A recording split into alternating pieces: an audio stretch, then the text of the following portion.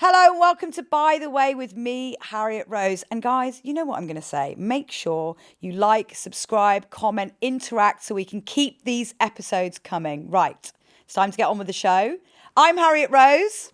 I'm Kamille, and by the way, I'm delusional. The DELULU Queen is here. I'm so happy. I was just saying to Harriet, like, how proud I am of you. Oh, I'm proud of you. As someone who has watched your career from like start to now, I'm just so proud of you. You're just incredible. Well, that means the world because I think the same. But when I met you, you were already a pretty big deal. Because I remember very clearly meeting. I hope this was the first time, but I met you at a Little Mix party. Yes, we did. They were performing or something, and we were in a room, and I met you, and you were so cool. I was like, "Who is this?" Oh my god! I'm just going to list off how many amazing things you do. Oh no! Obviously, what is DELULU is Trelulu. Kamille's here to chat about her deluluness, but also singer-songwriter, record producer, 117 million streams as a solo artist. And of course, the DELULU Queen. I really struggle with like hearing that stuff, you know. I struggle. I understand and I hear that, but I wonder, where does that come from? My imposter syndrome is sky high and always will be. I just feel like I've been winging it my whole career. Well, let's talk about that actually, because you started as a stockbroker, yeah, didn't you? You were a stockbroker, and am I right in thinking that you literally walked out on your lunch break and never went back? I did. It was like a music video, and it was raining, and I stormed out. I just couldn't take it. I felt like I was Neo in the Matrix, like the screens, the numbers. I love maths, but it just felt like there was no soul to the job, and I just walked out one day, and my dad used to be friends with this guy who owned a studio, and I would go there and hang out. So I went straight from walking out of my job to the studio, and I started writing like little melodies and songs, and one of them was a song called What About Us? I know. For the featuring Sean Paul. Shana Saturdays. Paul. Shana Paul. Which we need to talk about because it's a banger, but also why have the Saturdays not got back together? Because everyone else is. Mystique have just announced a one night thing. Did you see that? Did you see that advert with the bikes? Yeah.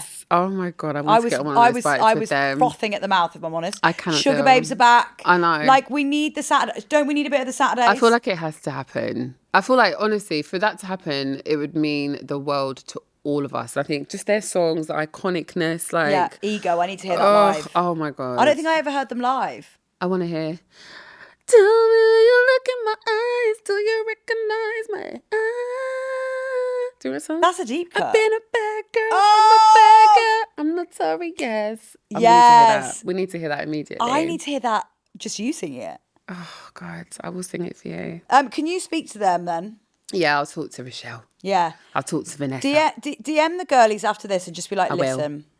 Even if they just did a one night only thing. Like Mystique, one night 100%. thing. I feel like we're all down for like a one night trip, because even if we can't get you for more, it's just that experience of seeing it again. Even just seeing Pussycat Dolls the other day at the American Music Awards, I was like, what the hell? They were so Pussycat Dolls, slay. another one. Half incredible. Of the Pussycat Dolls. And we were okay with half. We'll take what we're given. Well, obviously the Sugar Babes is original lineup of Sugar Babes, but there's been other lineups of Sugar Babes. We're just happy that the Sugar Babes are here. We just need them. We need our nostalgia. We need those moments. Like, those records birthed us as like pop girlies. Exactly. Do you know what I mean? And also, I don't know if you saw, but one of your besties and very large amount of your career colleagues, Perry, Perry of Little Mix, did say 100% they will be reforming the girls. Do you know what? It has to happen. When and if it happens, I pray that I'm around, because I need to be there for that. You need to perform like you did on the final shows. Oh my God, at the O2 Arena. Yeah, incredible. I was there. What a ridiculous moment. I popped up through the stage. I remember. Have you ever popped up? Have I ever popped up at the O2? Probably not, Camille. I just know you're doing something amazing for You're so lovely for even thinking that I feel like in my mind you've popped up. I'm manifesting when I host the Brit Awards to pop up out of the stage. 100%. It's one of the most incredible experiences. Like, you have to you kind of stand on a square, and then you have to kind of like brace your knees like this, and it goes up, and then you like leap. It's a bit like so sick. If a plane was going down. Yeah, 100%. It's like that. And you pop up, but you have to pop up and slay. You can't just pop up. It's like... You can't pop up and put your oxygen mask on. No. You gotta pop up and pa. And then you have to like be in position, and everyone's screaming, and you can't do anything in that moment. You just have to be like... I've got goosebumps again. It's so fun. It's so good. Well, right, we've obviously done the thing that we do, which is yap on before I even gas you up further. We're talking about stockbroker to songwriter. Your first song was your first song that you ever wrote the day you left your job at lunchtime in the rain, like a music video, ended up being a song that the Saturdays released. What About Us with Sean Paul? Yeah. My gosh. You've won a Brit Award, 2 Grammys, a Music Week Women of the Year award, an Ivor Novello. There should be a new acronym, I feel, for the awards you've won. Let's try and figure it out.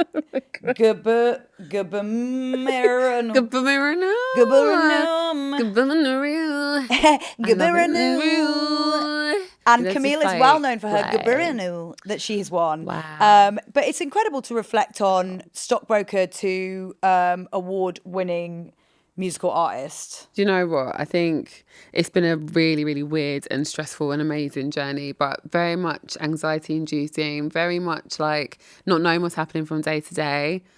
I just don't want to bullshit anyone. Like, it's been tough. It really, really has. But what do you think has been the most tough? I think the hardest thing every day is like the comparison. The hardest thing is like keeping yourself going when you're looking online and you feel like you're not good enough, or like, why am I not having this success that this person's having, or why is my song not working?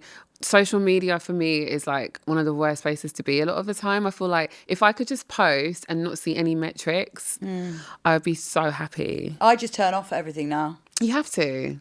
How do you separate yourself? Because you're an artist and a songwriter, right? Yeah. So when you write a song, whether it be for yourself or another artist, how do you separate yourself from that song and its success? Because what we know about music is it could be the best song in the world and it could not hit because of the algorithm, because of 100 different reasons. It could not hit the algorithm. And one person I always want to mention when I'm talking about things like this is there's a Labby Sifri song, Bless the Telephone, which is now going viral. He's in his 70s now, but at the time that song did well, but it didn't hit. It didn't hit the way it's hitting now. As an artist, he's having that moment now, which is incredible in his 70s. But as an artist for you, is there a way that you can separate yourself from knowing a song is good and it might not hit, but you know that it's not because the song isn't good? It could just be. I find it so hard. I hate it. Honestly, I think it is so shit. I think that's one of the it's the worst feeling. You can have the best song and feel so confident. You leave the studio like, oh my God, your whole team is like so obsessed with the song. You put it out, crickets. Like that for me. And so many artists experience it. Even like, I don't know, I was watching Lizzo the other day talk about how her label just are not pushing her album. And she's like... Even now. She was actually filmed in a street the other day, like putting up her own like posters on the wall. She was doing it herself. And she's like, even for big artists, this happens. So that does make me feel better to know that like it's hard for everyone. But I just feel like the fact that we are subject to an algorithm at the moment, I'm really struggling with it. I really am. Because it means not only am I having to like kind of be dictated to what I need to post by the algorithm, but I don't even know if people are seeing what I'm posting. Do you know what I mean? I would say, bringing it back to DELULU, because I'm with you on the delusional thing. Yeah. I'm super delusional. Yeah. There are days where I feel really down and I have similar comparison issues. Really? Yeah, absolutely. I don't ever compare myself. Funnily enough, I don't ever compare myself and think, why have they got that and I haven't? It's more, what is it that I'm not doing that is not getting me where I want to go? But the reality is, I'm so grateful for where I'm at that tends to drown that sound out. But it's so funny though, because I look at you and think, oh my God, Harriet's doing so well. But same here. It's so funny how we do that, isn't it? I mean, you've literally got 2 Grammys, a Brit Award and an Ivor Novello. Like, it's what else are you wanting? What else are you looking for? But I do feel like that's the curse when you're very ambitious, because I'm extremely ambitious. I do feel like my work is never done. I feel like I have so much further. I feel like I haven't even like touched the surface. Like, I want like worldwide success. I really, really do. And I want like... Also, you're a songwriter and a performer. Yeah, it's hard. So it's hard because you are also good at... But then also another person that's that good at that is Ray. Oh my God. Another person that's good at that is DELULU, who I had on the show a couple of weeks ago. So much. These people are Julia Michaels, like works with Selena Gomez all the time, massive singer. Yeah. Like Sia, exactly. And actually, I remember interviewing Lizzo on her album that was called Lizzo Bangers. Yeah. And by the way, great album. Yeah. It's more of her rap side before she went more poppy. Yeah, it's more Incredible album. And I remember meeting her then and speaking to her about, I could feel the frustration. She was doing a lot of the work then. And then she had that break. And it is interesting that now in the world, I feel like the world is trying to teach us to let go of the things we can't control. 100%, yeah, it is. How do you use your delusion in those moments to bring you out? I feel like for me, my delusion keeps me going every single day, because if I wasn't this delusional, I would have given up years ago, if I'm really honest, especially when it comes to me as an artist. I feel like in my mind, feel like I'm like the sickest artist in the world. Well, your vocals are incredible, your songwriting skills are incredible. It was so sweet, but I mean, it's delusional to feel like that. It's delusional to think, for example, that I could walk out of my job and become a songwriter. Like, that's completely delusional. So I feel like you do have to have a lot of DELULU to be in this industry, because every day it's like someone is telling you your shit. Someone is telling you that you're not going to make it. Someone's closing a door in your face. That's every day. What is the biggest, most impactful time that happened and it ended up being a good thing? Oh my God. I remember I had meetings when I first started out, and I was telling everyone I really want to be an artist and I really want to be a songwriter, and I'd go and have meetings, and this one exec was like, you're never going to make it, especially as a black girl in the UK. It's not going to happen. Were they white? No, they were also black, which is really interesting. Weird. Yeah. Yeah, they're not going to make it. They were like, black girls in this country don't do well. Take it from me. Just, just do something else. Maybe just be an admin or something. Just chill out. And then I remember seeing this person at a record label party recently, and he was like, oh, you've done so well. And I bet in his head, he thinks, I bet I spurred her on by saying 100%, that. Or he's probably completely forgotten the conversation, because it was years and years ago. But to me, obviously, I remember it like it was yesterday, because it hurt me so much to the core. But I think that is where my delusion started, because I was like, why can't I do that in this country? You're not going to tell me no. Well, I agree with you. I think it reminds me of, London Hughes, the comedian. Yeah, I love her. Like, I love her so much. She's so amazing. But she talks about this a lot, being a black woman in England and trying to make it. Obviously, she is a comedian and also actor and does all sort of presenting and stuff. But she felt that she had to go to America to feel seen. How sad. Yeah. It is sad. I think I think it is really sad. Do you think it's something that's changed for black women in the UK? Yeah, I do feel like it is changing slowly. I just feel like for me now, I don't even see my race, if I'm really honest. I just go forward knowing I'm sick of what I do, and I'm just going to keep moving and keep pushing, keep putting music out, keep working with amazing artists. And I try not to let that be something that hinders me, because if you think about it, it will kind of determine your path and the way that you are in this industry and in the world, in fact, in general. And my mum was such an inspirational force for me. That sounded like she's passed away. She's very much alive. Yeah. But she's a force. Shout out my mum, who's alive. Who's very much with us. Who I love so much. But she has an MBE from working so hard in business. I remember seeing that. And your dad is also... My dad's an incredible property, renovation guy. He's just incredible. And I'll get him to renovate my flat for me. Oh, babe, you need a little reno. Yeah. I hate renovating, but I hate that so much. Well, I'm going to get your dad in. Have you got loads of building work going on in the moment? No, I'm just trying to buy a new house. Oh, anyway, we won't talk about that. Fine. Yeah. So, anyway. But your mum winning the MBE... your mum obviously won an MBE, and that really inspired you to know that this... Anything's possible. ...woman did it. Yeah. Anything is possible as a black woman in the UK. So I think having that example for me has just made me really just not feel like those kinds of limitations apply to me. I'm very delusional with that. I don't see anything as a limit on my life. But I do deal with the voices in my head a lot. And that's, I think, the hard part for me is every day just kind of feeling like, okay, come on, Cam, you got this. Come on, Cam, post. Sometimes I post and, after you post something on socials, I just want to hide. I don't even want to look at the post. I would really recommend not. Yeah. And I think the thing that I've learned recently is I now post just what I want to post. Yeah. And I've stopped trying to care about trying to capture an algorithm that is ever changing day to day. 100%. There is no point, I don't think. I love that. Yeah. I'm going to do that. I also think from what we're talking about, obviously I can't speak of the experience of a black woman, but I can speak of the experience of being a woman. And I do have to really work hard to not let that become a limiting belief, because I'm a girl, when you look at different areas of job sectors. Oh, Lordy. But I agree with you. It's something that I feel like I don't want to think about. No. And I think, let's talk about sort of manifesting in DELULU. I mean, when you started your career, as we said, you wrote the song for the Saturdays. Yes. And then a lot of people will know, a lot of your big fans were people you met through your work with Little Mix as well. Yeah, 100%. You've written 3 tunes on Salute album in 2013. Wow. You co-wrote Black Magic. You wrote Shout Out to My Ex. Well, in total, you've actually worked and written on 32 songs for them. Oh my God, that's a lot. And contributed to 7 UK top 5 albums and 10 top 20 singles. Wow. What does that part of your career mean to you? Oh my God, it was just such a fun blur. It was just studio and champagne and trips to LA and record labels taking us out for crazy dinners. Love. And it was like, honestly, a blur. It was just like girls having fun and writing about real life experiences. Like, someone fucked you over, we're gonna write about it, and it's gonna be on the radio next day. That was unreal. And just seeing females feel empowered. I think that's when I really learned about how to empower a woman and how to empower your friends, and just knowing I could do that through the medium of song. Like, I'd be in Sainsbury's and just like remember someone that, you know, hurt my friend.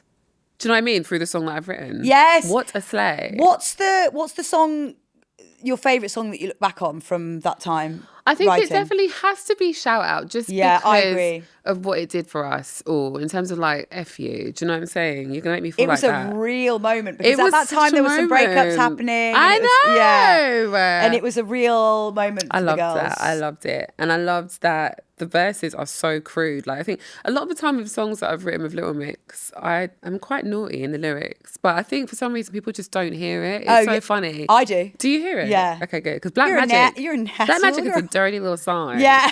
But no one knows. It's like you guys just missed that. Oh, yeah. I find I love it. So that's my favourite thing, was to kind of help them kind of get out Be their a bit raciness. naughty, Yeah, yeah. I love doing that so much. Do you still speak to the girls? I do. It's so cute. I love them all. How proud are you of all of their solo careers? I mean, incredible.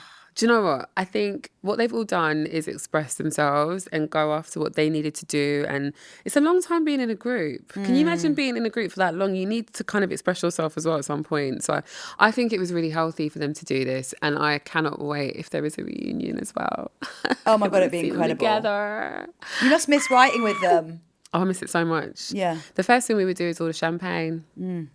And then we just dance around for like hours and hours. That was our studio sessions. So wait, what's the go-to Kamille studio session vibe? Oh my Whether it be for God. your own song or writing with an artist? There better be Deliveroo immediately, because Yeah. I can't write on an empty stomach, all right? And I want to have a really lovely, maybe a Five Guys, 2 hot dogs, chips, a banana milkshake, Oh, okay. all right?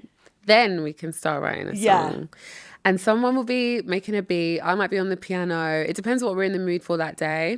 If you say to me, oh my God, Cam, my boyfriend I just found a text in his phone from some girl. Best believe that's what we're writing about, okay? Love it. So I'll get out my Slay Revenge lyrics and we'll just start vibing. Melodies are coming out. I'll get on the mic and start singing something. I'll be like,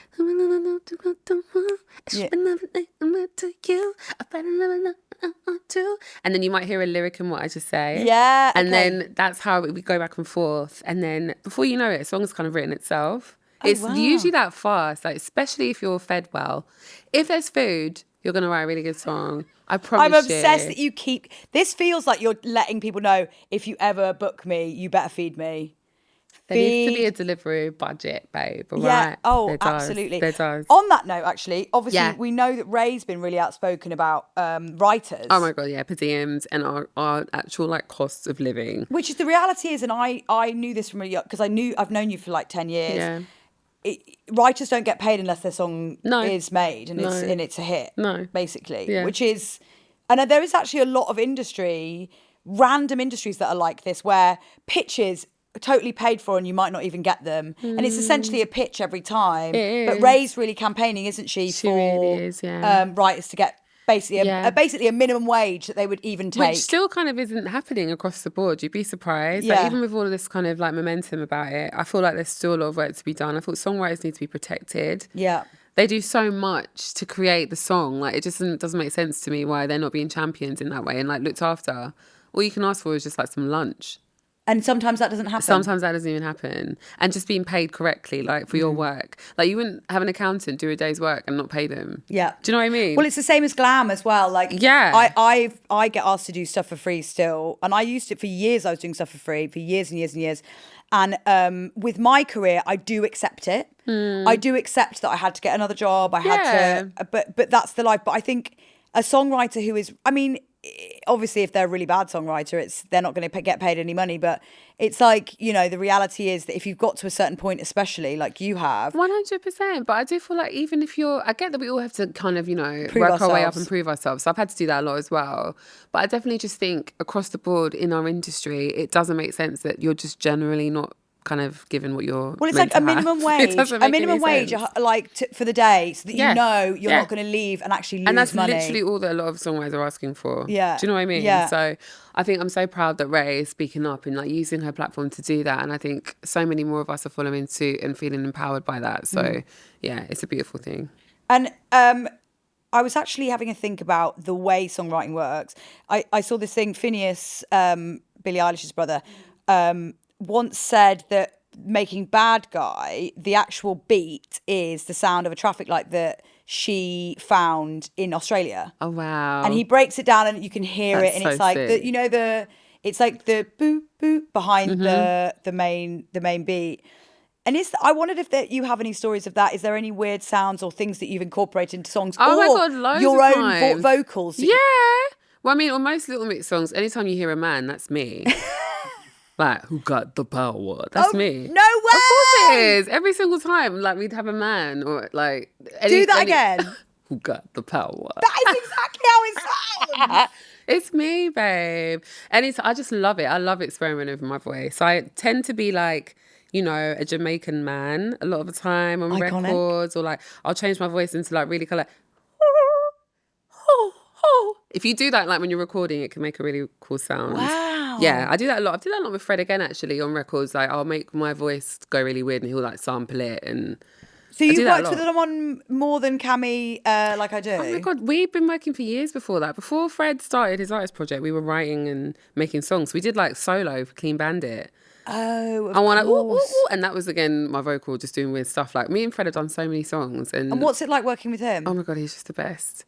He's so creative, so fun. He allows you to be free. I feel like he's one of the first people who encouraged me to produce, because he could see that I was producing. He's like, Cam, no, you go on you do that, I'll do this. Well, I was going to say, I love that he put your name in the title of the song as well. Oh my God, yeah. Because he's just my bro. He's just the best, honestly. And he believes in you as well. Always has done.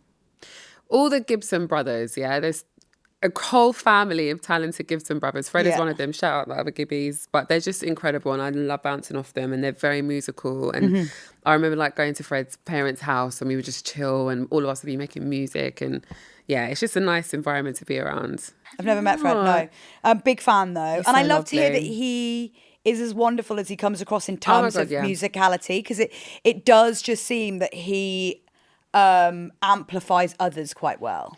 It's so crazy. Like honestly, you'll get in the studio with him and you know something sick's going to come out. And if it hasn't done, you both just had a bad day. Yeah. One of the things I think, though, is one of the saddest things ever was, I remember when Perry was starting her solo stuff, me, her and Fred got in the studio, and me and Fred were going to essentially like make her album with her. And even up till now, it just didn't work out. It didn't happen, like schedules and directions and stuff. But to this day, I still think, oh my God, what would that have been like a Fred again produced Perry album? Do we not think that we can try and DELULU manifest? I know. I want it to happen. But like we had like so many days of... I've got the demos on my phone. Like we made bare songs together and it just never came out. So it kills me. But and you're never going to share those demos with us, are you? I'm sorry. Yeah. Ask Perry. I'll ask Pez. Perry, can we see the demos, babe?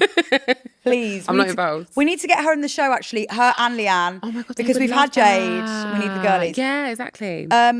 That would be incredible. But album 2, Perry? Album 2. Question mark? Yeah. That I'm would going to be speak to her. so I actually sick. might send her some of them that we did because they're so good. I listen to them all the time. Do you? Like, I really do. There's so many.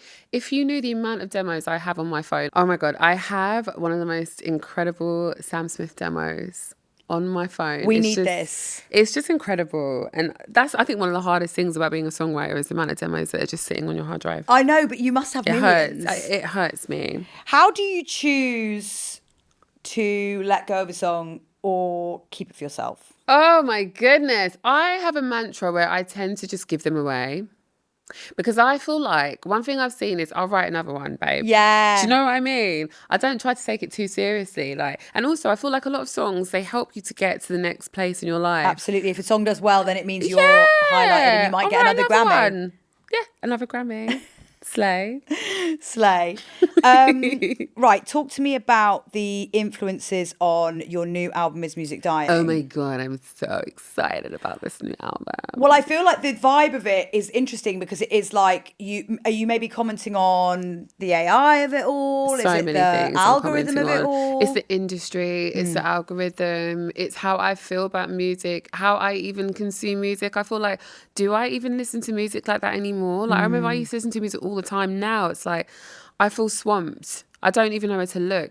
I don't even know what chart to look at. My mum said to me the other day, "Oh, Cam, yeah, it's number one." I was like, "But number one where? Number one where? Number one on streaming? Is it number one on iTunes? I don't even know what hit means." And I'm in the industry, yeah, that's so interesting. I feel like it's just my kind of perspective on where music is at now and how we all sit in music, because I just don't get it. And that's why the question is is music dying? Because I'm just like, it meant a lot to me. I just felt like I was coming back with new music and I just had to kind of tell the truth about how I felt.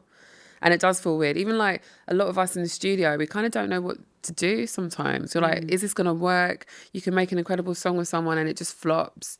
And it kind of just makes you feel a bit like, what is music now? It is really interesting you say that. But then I want to come back to the song I'm talking about, where he released it, 30 years ago. Oh my God, yeah. And now it's huge. And it's like, is there part of it where you need to do a Labby Sifri and be like, well, that music is great and it's out there. Mm-hmm. It's almost like knowing it will get its moment. Oh, 100%. You have to shift your perspective. Now, I don't even mind if... Okay, look, Lola Young Messi, I think that took 9 months to blow before it started. Did you? This is what I heard. No, I didn't. Oh my God, I wish I did. But yeah. I mean, songs take a bit of time now. It doesn't happen overnight like it used to. She deserves the world and she deserves to be protected at all costs 100%. because I feel like artists like her and Ray, and there's just a few kind of prodigy artists, I guess you could call them, where I feel like whatever she creates, we're lucky to get it. 100%. So just everyone Leave chill. them alone. Everyone just chill. Leave her alone. She's just so great. I know. And I've known she's been great from 20, I can't even remember when I started listening to her, but I remember because she, I've done a few chats with her and stuff, and she likes me, I think, because she knows I've been a fan since the beginning. Yeah. I'm not joking when I'm supporting this girl. I didn't, and not that means anything, but I just... No, but it does, because I'm sure she's been interviewed by so many people just doing their job, but you actually have a passion and love her. That's so lovely. And I think it's the same for you, because we've been in the industry probably a similar amount of time,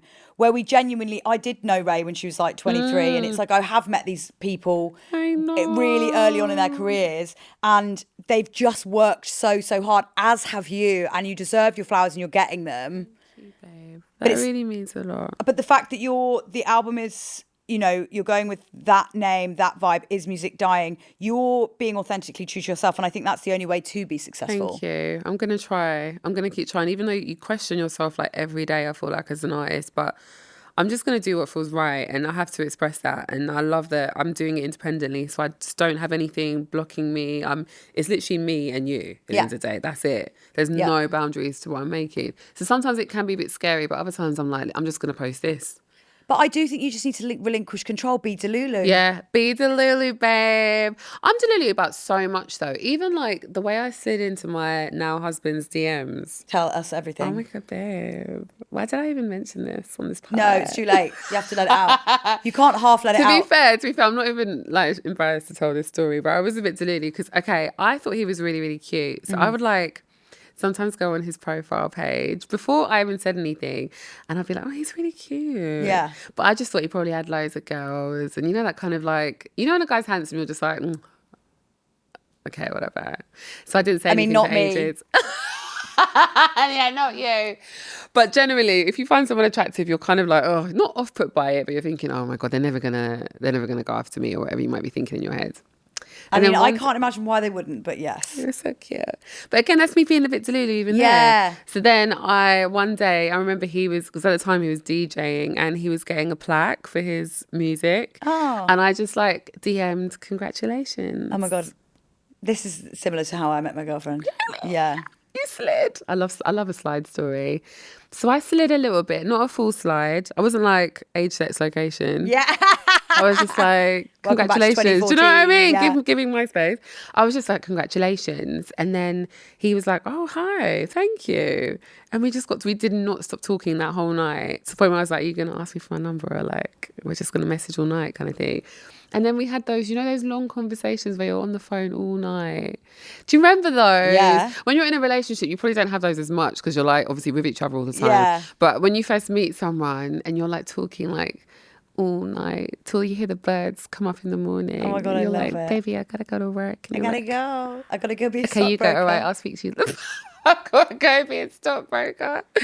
And then it just went from there. And then was it pre-stockbroker or was it when? This was post stockbroker. This was like in the middle of lockdown. At the beginning of lockdown. And then lockdown got announced. And I remember we were talking and we just started dating. And then I was like, you just got to stay at my house because you live in Oxford, I live in London.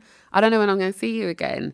Do you remember that first lockdown when we didn't know what was going on? Oh, listen, I'm a lesbian. I know about moving in with people in lockdown. Okay. Trust me.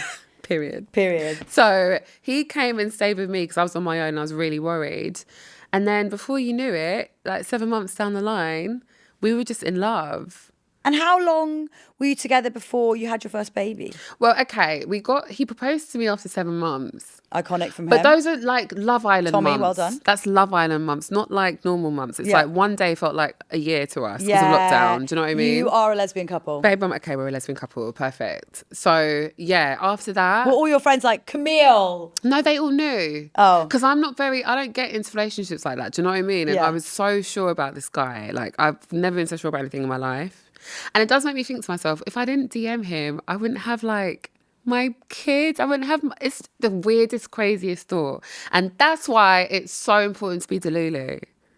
Because if I wasn't DELULU that day and just thought, fuck it, I'm going to message him, what the hell would my life be now? I love that. And I think it's beautiful. And I did the same thing with my girlfriend and we'd matched on a dating app. Aww. She'd ghosted me for 2 years. No!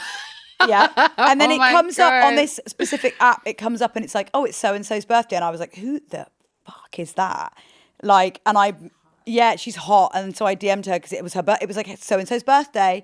And I said, oh, happy birthday. Can I take you for a birthday drink? Oh, and she said the only reason she said yes was because I'd said like happy birthday, and it seemed sweet that I'd said happy birthday. Oh, baby. Little did she know. Cute. You were just trying to, okay. Little did she know. You're doing a full slide. But yours worked out very well. 2 little kiddies later. What is the biggest other DELULU? So you got a husband from DELULU. Got a husband from DELULU. You got a job as a songwriter from DELULU. From straight DELULU, yeah. Literally walking out of my job into nothing. Yes. Yeah. And any more? Give me some more DELULU from...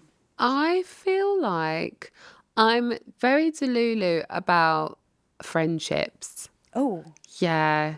In my past, I've had a lot of DELULU moments with friendships, thinking that maybe like someone was my friend or that it was a deeper friendship than it was. And that's bit me in the bum a few times, I can't lie. Oh, so you mean you were DELULU in the wrong way? In the wrong way. So you were like delusional about how much they cared about you and they actually didn't. Interesting. 100%.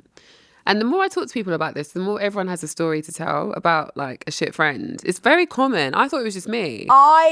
Yes, it is common. What I think I find is it's not like a shit friend. It's like a person that you thought actually cared about you when in fact they just liked being around you occasionally, but actually they don't really reply to your texts. And especially when things then change in your life.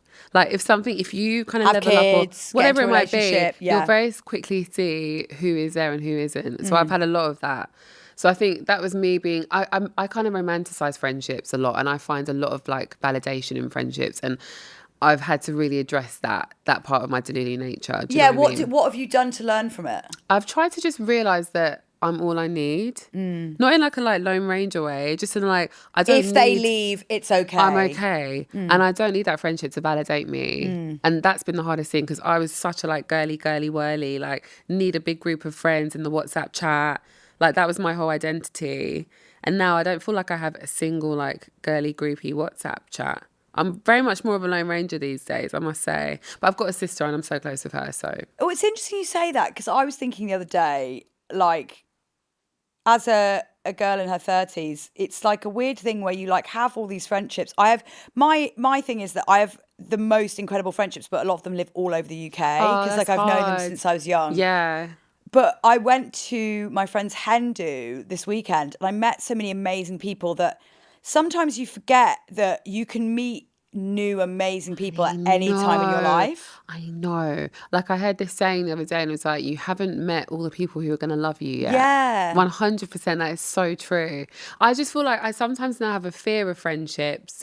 And if someone's trying to pour into me, I need to be more open to it, because I think now, because of my past, if someone's pouring in, I'm kind of like, oh, do you really want to be my friend? Or like, I get really nervous. I have had similar thoughts before. Yeah. Especially like, I think in the industry, sometimes you're just not sure who's real and who's not. So that's so funny you say that. I'm definitely going to take that as a sign to like be a bit more open to friendships, because you can meet new people. It doesn't have to be this like long nostalgic friendship from 100 years ago to make it be a friend. Do you know what I mean? I really agree, and I think it's worth noting that friendships can look in such different ways. Yeah. I'll tell you one thing that my partner taught me, which was, in French there's a word "put," which means like Put? It's untranslatable. Yeah, but it's like pot, but so cute. you have to say it with the French accent. But And it means a friend who's not really a friend. So it's someone you would, no, it's like a good thing. It's like someone that you really like, but you wouldn't count on them. You're not calling them in the middle of the night. But it helps me separate because I'm often hurt by people I think are friends, Yes. and actually they're just pot. And they're people that I love to hang out with, but aren't necessarily going to be there for me. 100%. They're just vibes. Yeah. You're just here for the vibes. Okay, so you put them into a different group. Yeah, they're pots. I love that. Pot. You can use that. A pot. Is your partner is français? Yeah. Oh, oui, oui. Oui, oui. So she always said to me, baby, they're pot. Baby, they're If pot. I feel hurt by something, she's like, baby, they're pot. That's so sexy. You can still enjoy them, but you don't have to rely on them. Baby, they're pot. Baby, they're pot. I love that. Oh, I love her so much. Same. She's so wise. Now it's time for my by the way. Right. Which is where I share a by the way about you. So, by the way, Kamille, I think you're really inspirational. Oh, Harriet. Well, I've known you for such a long time, and when I met you, I don't remember anything, and I vividly remember walking into this room and meeting you, and you had and I was trying to explain it to my producer Basil earlier. You have this bad bitch energy if the bitch was bleeped out. Because you're not like a bad bitch, but you're just like, you emanate a power and control in a way that's so friendly and kind. And obviously when I met you was when I first met the Little Mix girls as well. And it feels like, you know, as much as you feel it with me, I feel I've watched your career grow and watched you also in ways that are not necessarily to do with your career, like with meeting your partner, having your kids. I know. Like having this just life of enjoyment in South London, you know. Thank you. And so I think you all sometimes don't recognise what an amazing representation you are to younger girls and younger people, for someone who wants to follow their dreams and quit being a stockbroker in the middle of the day and go and actually just start being a songwriter. Oh, I'm going to cry. I mean, not necessarily that niche. Oh, don't cry. That's so sweet. But it's true. Oh my God, I need tissue. That was one of the sweetest things I've ever heard. Thank you. No, why? Kamille. See, I'm so shocked that you That's feel... really sweet. Can I have a tissue? Camille. That's really touched my heart. But it breaks my heart that you say that, because I feel like you really don't see it. I think it's... You don't see it. And I think you don't get it. There are hundreds of girls that would watch you and be like, she is... you know, testament to the fact that you have a fan base, not only for you, but also a fan base based around the work that you have done. I'm a mess. Let's get a tissue for Kamille. That is so sweet. We don't have any VIP stuff here. I'm so sorry. It's absolutely fine. Harriet, that was so sweet. I'm really intrigued. Oh, God. Do you know what? Just hearing you say that, it means so much coming from you, honestly. That is so sweet of you to say. Oh, right. I finished crying now, everyone. But tell me why that hit you so hard. I think I've just been in like a bubble my whole career, especially like recently, of just being on my own and working so hard. And I don't hear comments like that very often because I think I'm just in my own space of hoping what I'm doing is right and working really hard on it, and sometimes not seeing the result I want and keeping that fire, and it's just not easy. So I think just hearing you say that, it just sunk in. I don't really take compliments very well. I tend to like brush them off really quickly, and not with me, girl. But you're not the only woman that's come on this podcast and said that to me. They hate getting compliments. They find it uncomfortable. And I think you need to sit in the knowledge that if you were to stop today, you would have done enough to have the most incredibly accomplished, amazing career. And I think I had another guest on, Anna Hoare, who hosts MasterChef, and she was saying, like, throughout her career, she's had this mindset of if you aren't enjoying the moment that you're in, you're constantly she was discussing like constantly striving, you're never going to get there. And actually, if you just pummel into what you're doing now, that's where you see the joy. And I feel like in this industry, especially for women, but also for everybody, people are made to feel like if you don't fit into this mold, then you're not going to succeed. But as I've mentioned, various people in this episode who broke that mold. Ray became independent, left her label, did that. Lola Young took a break for herself to make sure she was looking after herself, came back, carried on making incredible music. There's so many examples of people putting themselves first and actually just believing in what they're doing. And I think that's why I said it, because I think, imagine, and you kind of said it to me, like, oh, I look at your stuff and I feel like you're doing amazingly. We are the ones that need to realize that about ourselves. As for anyone watching, we all have that moment where we sit at work and we go, that girl's going on holiday and she's going to a more expensive place than me. Her boyfriend just bought her a wedding ring. He just went to the gym and I haven't been to the gym in 3 weeks. We're all comparing ourselves all the time. Always. And it is such the thief of joy. Comparison is the thief of joy. It really is. I think as well, because we're always obviously on social media. Like the minute you go online, you're seeing it. So I'm actively trying to like limit how much time I spend on there, especially when it comes to like anyone in music out there, when it comes to creativity. Because I always say like Michael Jackson wasn't looking at what Stevie Wonder was doing every day. Do you know what I mean? I think if he was, he probably wouldn't have made the hits that he made. And Prince wasn't watching everyone else. And I think there is a part of us that does need to kind of disconnect from it sometimes. And I do actively do that quite often. I'm quite disconnected and I do actually get other people to step in 100%, and do my socials for me. And even sometimes I do that, but also I sometimes don't even get other people to, like, if I just want to have a bit of a week off or two, it's you're going to be fine when you come back. That's one thing I've realised. Like sometimes we feel like we have to post and we have to do all this stuff, but we don't. But anyway, no, just back to what you were saying, that meant so much to me. I'm going to take that and just, feel But it's really true, good because about the girl that I met made me feel good about myself at a time when I literally was nobody. I didn't have any, I was like going around with an iPad trying to get people to interview with me. Like I was working like 3 different jobs, and you were so nice to me, and you were the biggest songwriter for Little Mix. You were making bangers for their albums. It must have been in like 2015, 2016, like at least 10 years ago. Would have been about 10 years ago.